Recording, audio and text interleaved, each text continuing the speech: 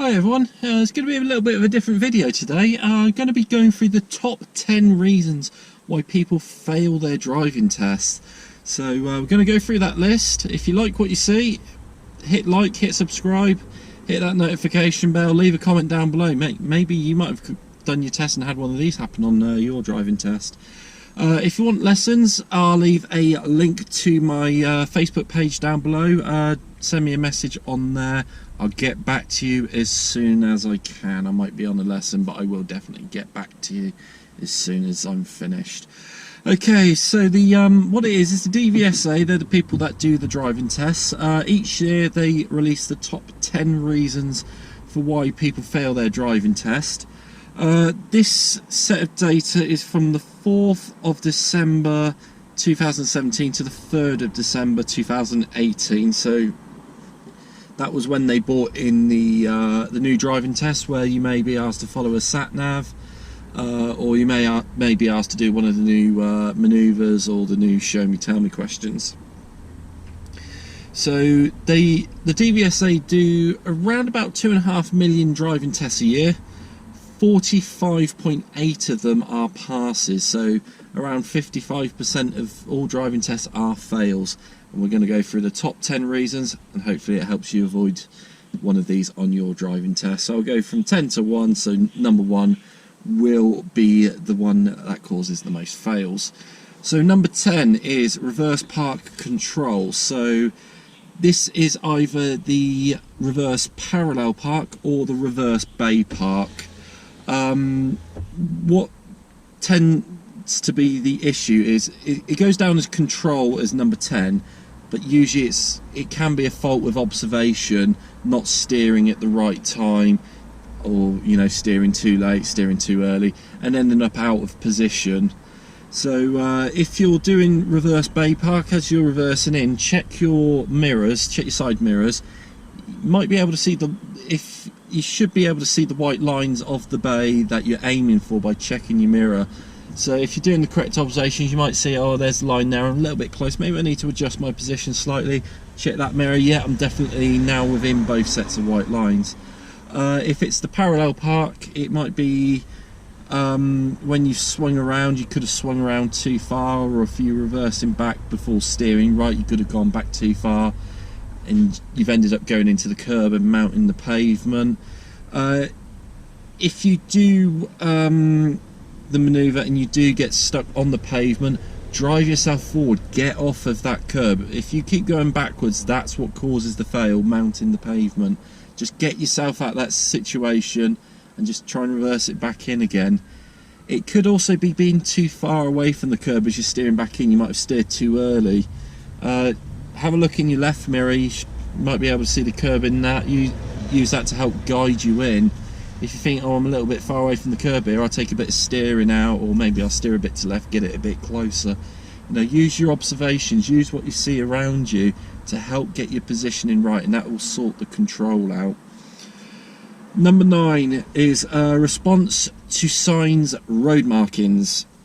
So this could be you could be in the wrong lane in a certain situation, and you try to continue along the correct route from the wrong lane. So if you're approaching a junction, you've got a straight ahead lane, you've got a left turn only lane.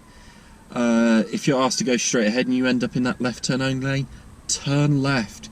You will not be failed, or you won't even be marked down for going the wrong way, providing you do it correctly and safely. So if you're in that left turn lane, just check your mirrors, turn left. What will happen is the examiner will either give you a new route, or they get you turned around somewhere safe to get you back on the original route. Don't try and save a situation that can't be saved, it only ends badly. Number 8 is positioning normal driving. So what this is the examiner is looking for you to follow the correct lanes if you're on a dual carriageway. If it's an empty lane on the left, are you using it? Or maybe you're driving on a road with a bus lane.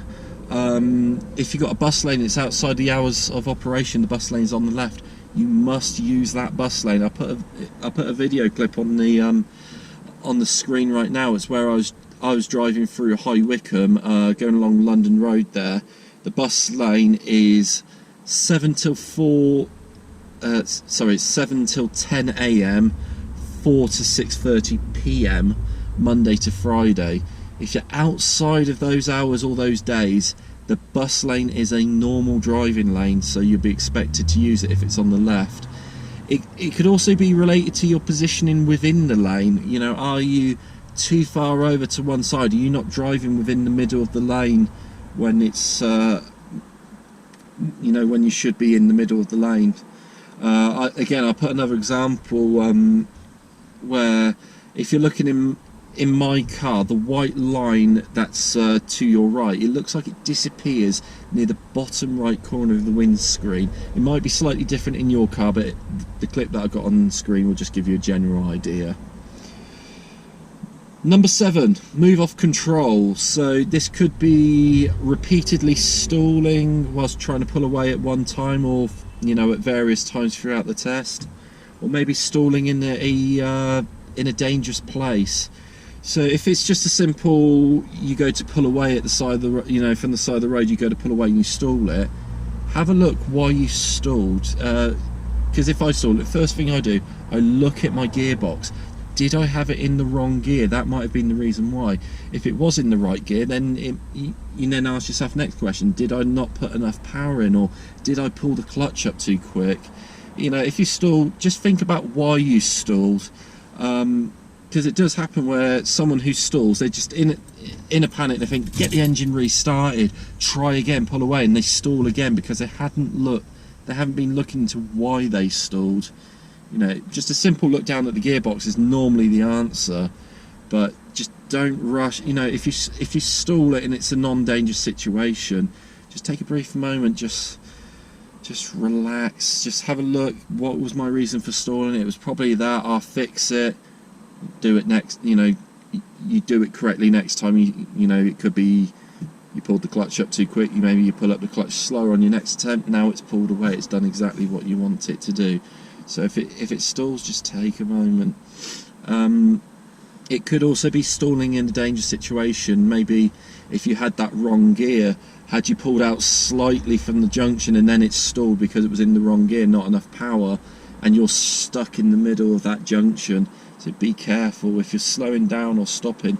Make sure, have you got it in the correct gear before you pull away again. Number 6, response to signs, traffic lights. So this could be a couple of reasons. It could be, did you stop on the green light? Did you mistake another traffic light as being for you and you stopped on the green light? It could be, did you fail to stop on a red light? Maybe you just didn't notice it. Or maybe the one probably I get asked quite often, and this one's very hard to give you a right answer, is if I'm approaching the light and the light is green and it changes just as I get there, you know, did you slam on the brakes to get it stopped instantly and there were people around you who were affected by it? If you're approaching a traffic light and the light is green, the longer that light has been green, the bigger the chance of it changing. You know, like if you're going, you see that green light well down the road, and just as you get there, that light begins to change. You've got a split second to make a decision. How fast are you going? What's happening around you? Is it safe for me to stop? Would it be safer to go through? You have a split second to make that decision. So that could be where, you know, some of these faults come in with traffic lights. Number 5 is move off safely. Now this one is so avoidable.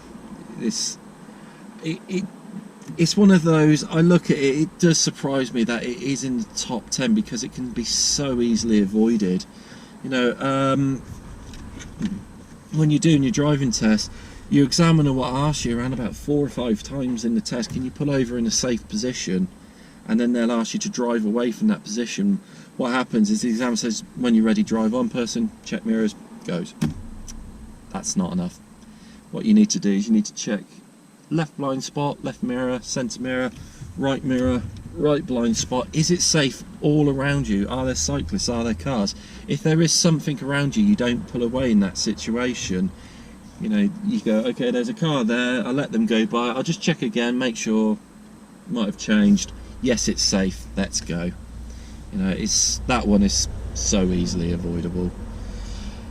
Number 4, junctions, turning right. So this one could be if you're turning right at the exit of a one-way street and you stayed over to the left-hand side of the road. You know, how can you tell it's a one-way street if it's a giveaway? If it's a giveaway junction, you know, you got the double white markings. Do they go across the whole width of the road? If it's a stop junction, does that stop line go across the whole width of the road? Maybe you could also have an upside down no entry painted on the road as another hint that it's a one-way street. You need to position all the way to the right. You don't want to be over on the left-hand side. You could be holding up people unnecessarily. It could be, you know, maybe if you're turning right at a roundabout, let's say, you know, it's a 2-lane approach, you were turning right and you done it from the left-hand lane, and that right lane wasn't, you know, that left-hand lane wasn't for right turns. It could be something like that. It's just making sure if you're turning right, is your positioning correct whilst turning right. Okay, we're into the top 3 now. So number 3, control, steering. You know, when you done that turning, did you steer it enough, or did you do too much steering that you didn't straighten up in time? It's things like that. It's making sure your control of the steering is nice and calm. It's under control.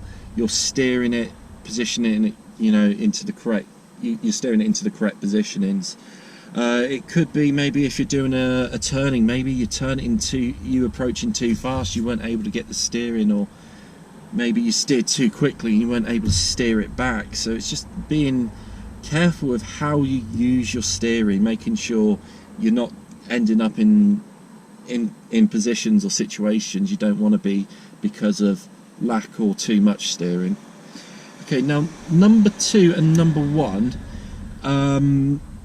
are responsible for 368,000 fails. It's a crazy number when you think about it. Like it's somewhere around about 1.2 million people fail their driving tests each year, and over 1/3 of a million are just from the top 2. So number 2 is use of mirrors before change of direction. So if you were moving across, changing lanes, whether it be on a dual carriageway or a roundabout, did you check your mirrors to make sure it was safe to move over before you attempted to move over? It could be if you're on a dual carriageway, you want to overtake someone, you move across, but you didn't check that mirror, there was somebody next to you, and the examiner pulls the wheel away from that situation. Or it could be if you're on a roundabout, maybe yours is the next exit, but if you're looking straight forward, you signal left, and there's a car next to you, you're going to turn across on them, aren't you? So if you check your mirrors and you go, oh, there's a car there, maybe it's not safe to leave here, maybe I need to go around again.